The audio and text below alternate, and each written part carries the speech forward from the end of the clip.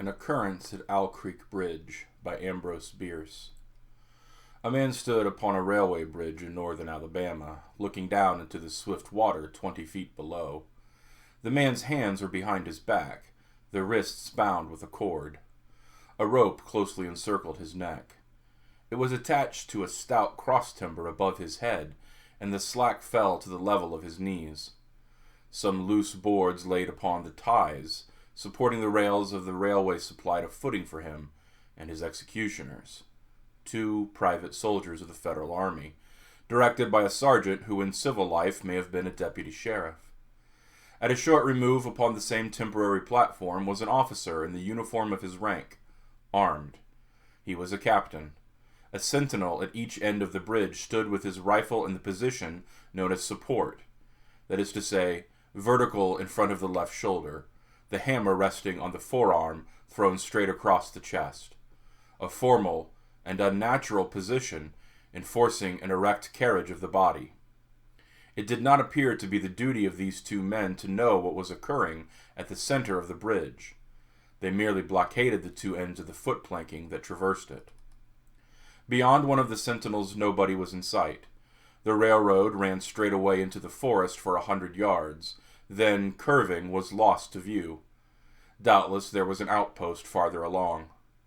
The other bank of the stream was open ground, a gentle slope topped with a stockade of vertical tree trunks, loopholed for rifles, with a single embrasure through which protruded the muzzle of a brass cannon commanding the bridge.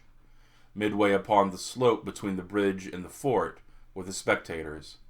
A single company of infantry in line, at parade rest, the butts of their rifles on the ground, the barrels inclining slightly backward against the right shoulder, the hands crossed upon the stock. A lieutenant stood at the right of the line, the point of his sword upon the ground, his left hand resting upon his right. Excepting the group of 4 at the center of the bridge, not a man moved. The company faced the bridge, staring stonily, motionless. The sentinels facing the banks of the stream might have been statues to adorn the bridge. The captain stood with folded arms.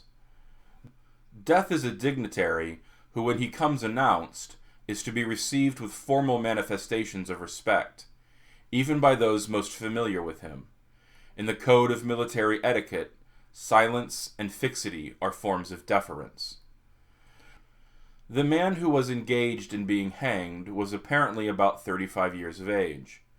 He was a civilian, if one might judge from the habit, which was that of a planter. His features were good, a straight nose, firm mouth, broad forehead, from which his long dark hair was combed straight back, falling behind his ears to the collar of his well-fitted frock coat. He wore a mustache and pointed beard, but no whiskers. His eyes were large and dark gray, and had a kindly expression which one would hardly have expected in one whose neck was in the hemp. Evidently this was no vulgar assassin. The liberal military code makes provisions for hanging many kinds of persons, and gentlemen are not excluded.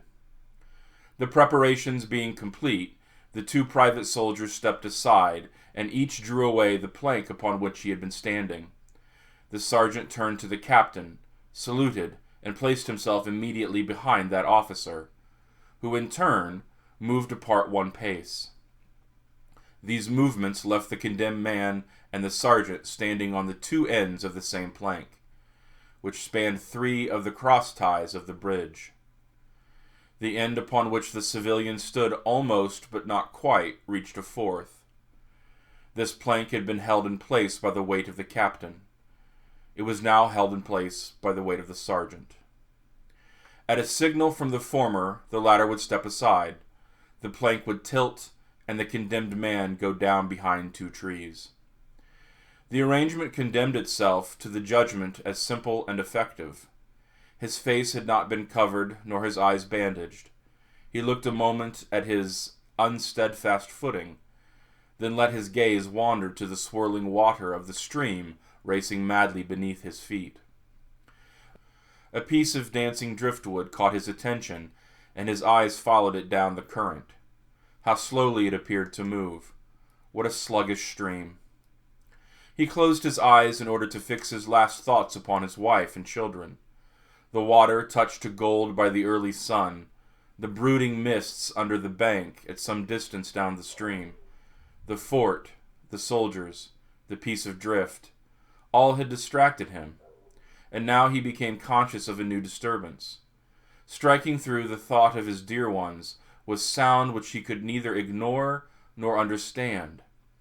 A sharp, distinct, metallic percussion like the stroke of a blacksmith's hammer upon the anvil.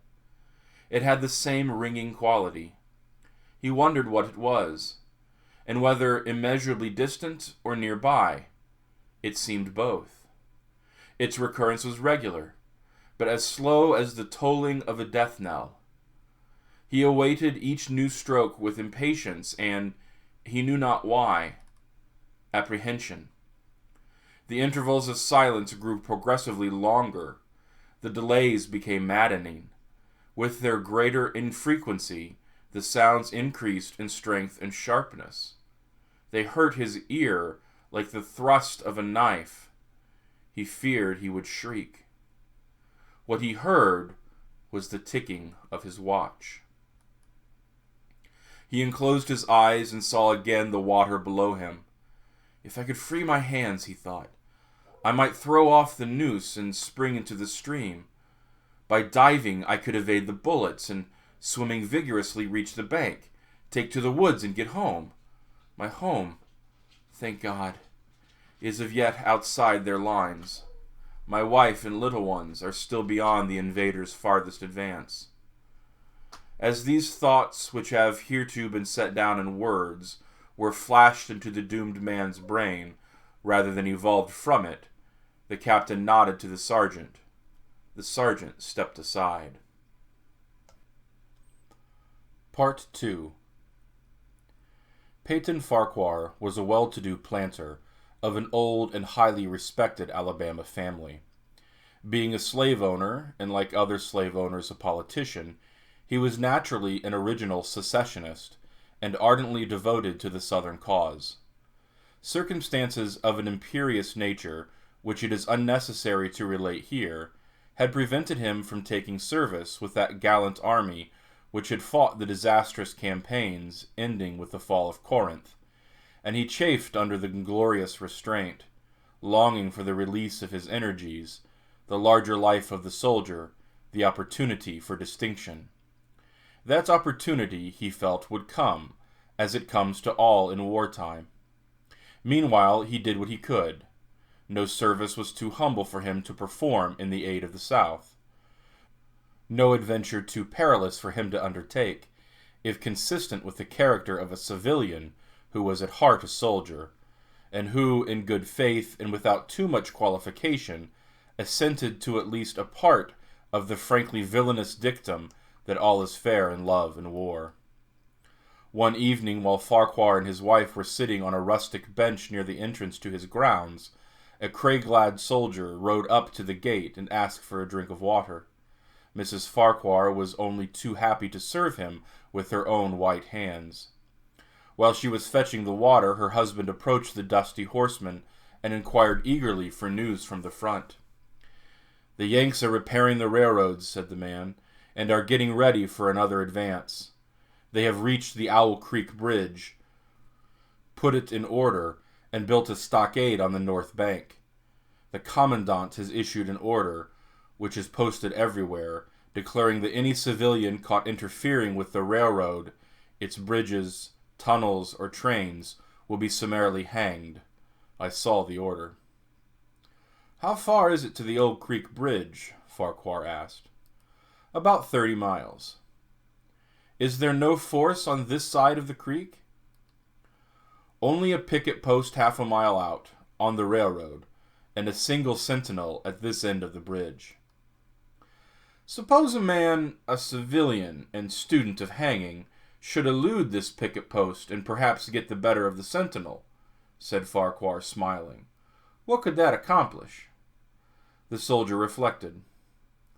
"I was there a month ago," he replied.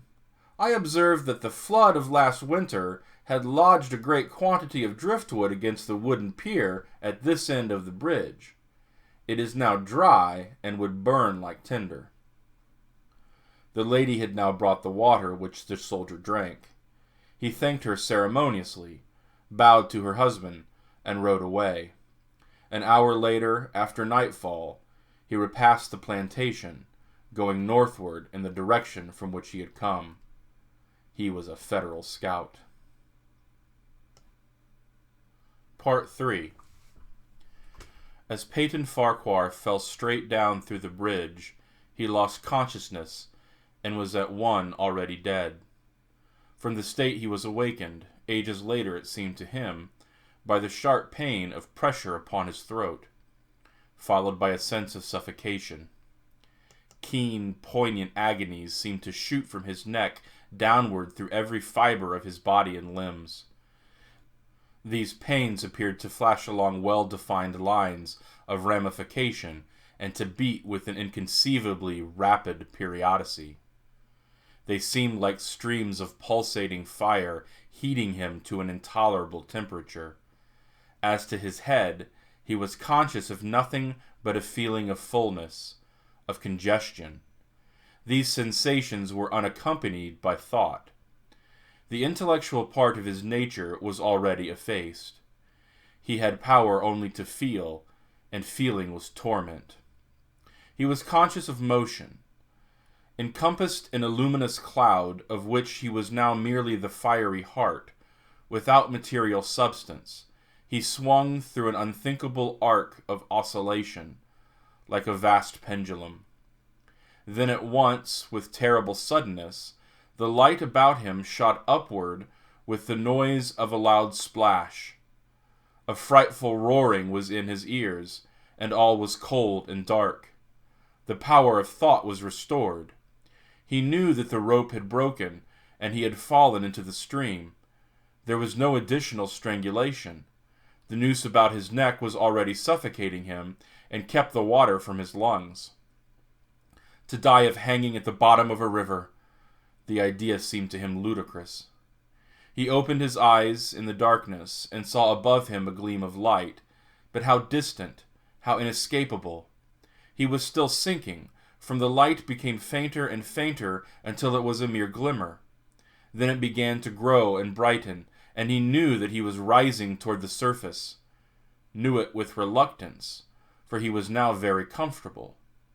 To be hanged and drowned, he thought, that is not so bad, but I do not wish to be shot. No, I will not be shot. That is not fair. He was not conscious of an effort, but a sharp pain in his wrist apprised him that he was trying to free his hands. He gave the struggle his attention, as an idler might observe the feat of a juggler, without interest in the outcome. What splendid effort! What magnificent, what superhuman strength!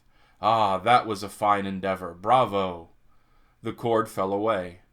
His arms parted and floated upward, his hands dimly seen on each side in the glowing light. He watched them with a new interest as first one and then the other pounced upon the noose of his neck. They tore it away and thrust it fiercely aside, its undulations resembling those of a water snake. "Put it back! Put it back!" He thought he shouted these words to his hands, for the undoing of the noose had been succeeded by the direst pang that he had yet unexperienced. His neck ached horribly. His brain was on fire. His heart, which had been fluttering faintly, gave a great leap trying to force itself out of his mouth. His whole body was racked and wrenched with an insurmountable anguish. But his disobedient hands gave no heed to the command. They beat the water vigorously with quick downward strokes, forcing him to the surface. He felt his head emerge. His eyes were blinded by the sunlight. His chest expanded convulsively, and with a supreme and crowning agony, his lungs engulfed a great draught of water, which instantly he expelled in a shriek. He was now in full possession of his physical senses. They were, indeed, preternaturally keen and alert.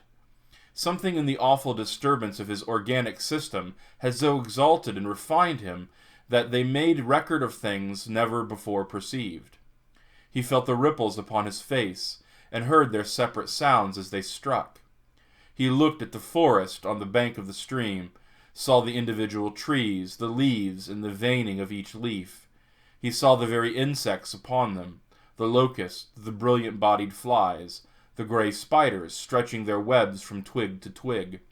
He noted the prismatic colors in all the dewdrops upon a million blades of grass, the humming of the gnats that danced upon the eddies of the stream, the beating of the dragonfly's wings, the strokes of the water spider's legs, like oars which had lifted their boat. All these made audible music. A fish slid along beneath his eyes, and he heard the rush of its body parting the water. He had come to the surface facing down the stream. In a moment the visible world seemed to wheel slowly round, himself the pivot point, and he saw the bridge, the fort, the soldiers upon the bridge, the captain, the sergeant, the two privates, his executioners. They were in silhouette against the blue sky. They shouted and gesticulated, pointing at him. The captain had drawn his pistol, but did not fire. The others were unarmed. Their movements were grotesque and horrible, like forms gigantic.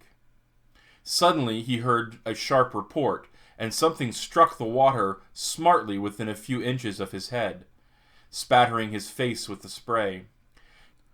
He heard a second report, and saw one of the sentinels with his rifle at his shoulder, a light cloud of blue smoke rising from the muzzle.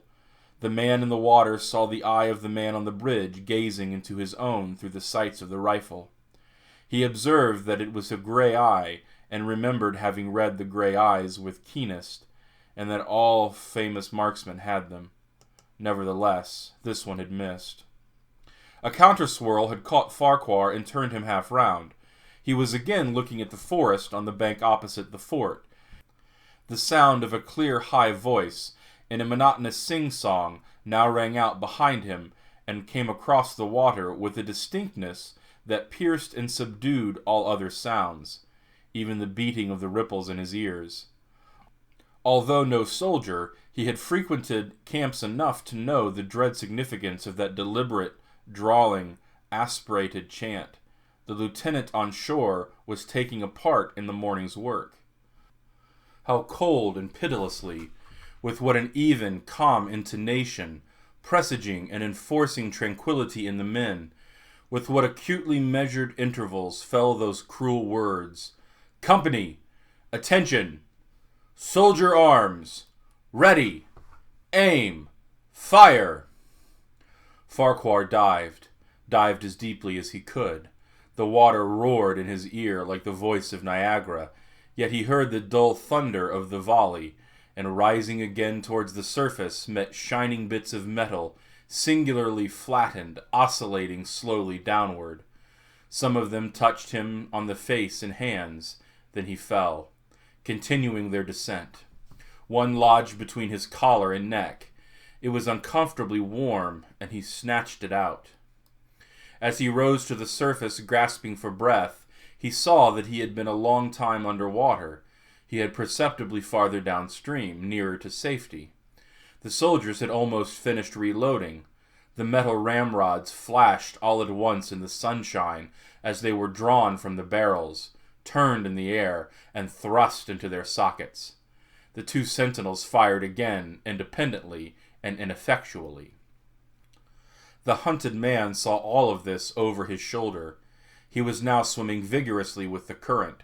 His brain was as energetic as his arms and legs. He thought with the rapidity of lightning. The officer, he reasoned, will not make the martinet's error a second time. It is as easy to dodge a volley as a single shot. He was probably already giving the command to fire at will. God help me, I cannot dodge them all. An appalling splash within 2 yards of him was followed by a loud, rushing sound, diminuendo, which seemed to travel back through the air to the fort and died in an explosion which stirred the very river to its deeps. A rising sheet of water curved over him, fell down upon him, blinded him, strangled him. The cannon had taken a hand in the game. As he shook his hand free, From the commotion of the smitten water, he heard the deflected shot humming through the air ahead, and in an instant it was cracking and smashing the branches in the forest beyond. They will not do that again, he thought. The next time they will use a charge of grape. I must keep my eye upon the gun. The smoke will apprise me. The report arrives too late. It lags behind the missile. That is a good gun. Suddenly he felt himself whirled round and round, spinning like a top. The water, the banks, the forest, the now distant bridge, fort, and men, all were commingling and blurred. Objects were represented by their colors only, circular horizontal streaks of color. That was all he saw. He had been caught in a vortex, and was being whirled on with a velocity of advance and gyration that made him giddy and sick. In a few moments he was flung upon the gravel at the foot of the left bank of the stream, the southern bank, and behind a projecting point which concealed him from his enemies. The sudden arrest of his motion, the abrasion of one of his hands on the gravel, restored him, and he wept with delight. He dug his fingers into the sand, threw it over himself in handfuls, and audibly blessed it.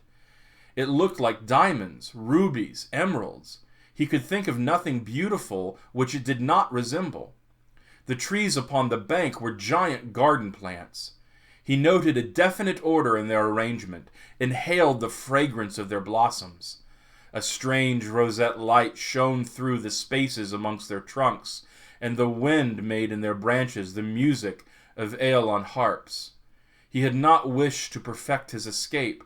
He was content to remain in that enchanting spot until retaken. A whiz and a rattle of a grape shot amongst the branches high above his head roused him from his dream. The baffled cannoneer had fired him a random farewell.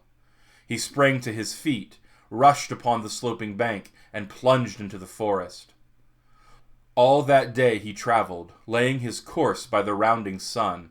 The forest seemed interminable. Nowhere did he discover a break in it, not even a woodsman's road. He had not known that he lived in so wild a region. There was something uncanny in that revelation. By nightfall he was fatigued, footsore, famished. The thought of his wife and children urged him on. At last he found a road which led him in what he knew to be the right direction.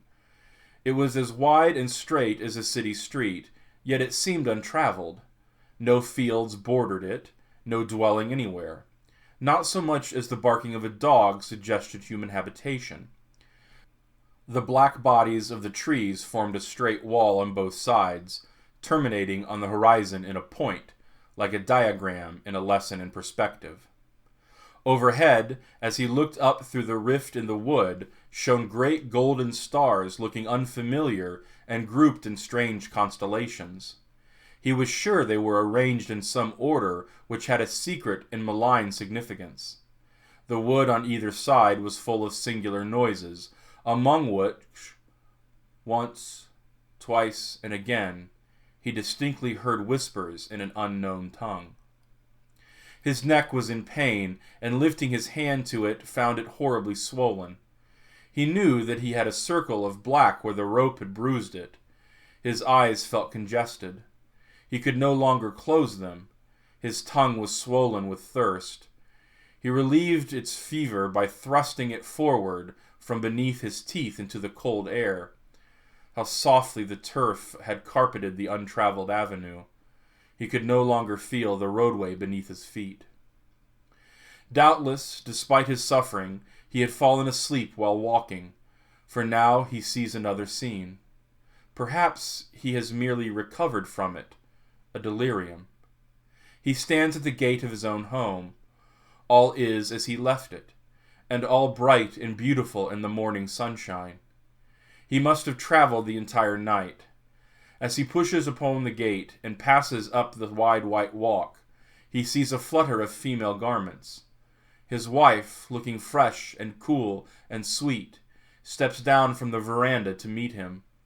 At the bottom of the steps, she stands waiting, with a smile of ineffable joy, an attitude of matchless grace and dignity. Ah, how beautiful she is! He springs forward with extended arms. As he is about to clasp her, he feels a stunning blow upon the back of his neck. A blinding white light blazes all about him with a sound like a shock of a cannon. Then all is darkness and silence. Peyton Farquhar was dead. His body, with a broken neck, swung gently from side to side beneath the timbers of the Owl Creek Bridge.